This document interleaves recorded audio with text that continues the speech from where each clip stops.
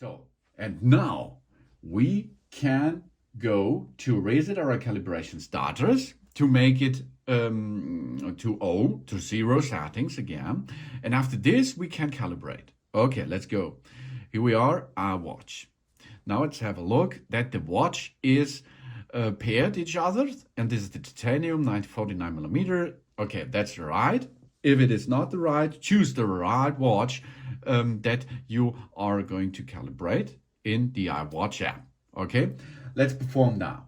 We open the watch app, then we tap to the tab of the privacy. So we've done this.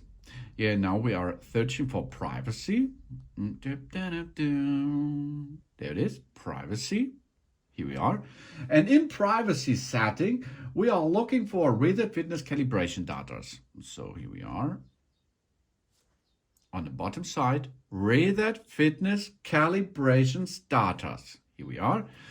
Are you sure you want to permanently delete our calibration status in history? This will result in less accuracy measurement of our activity and workouts. Yes, because we are going to make this now. This reset brings us to 0 again. And after the 0 is done, we can calibrate new resets. Here we are. Now we have reset our calibration status completely.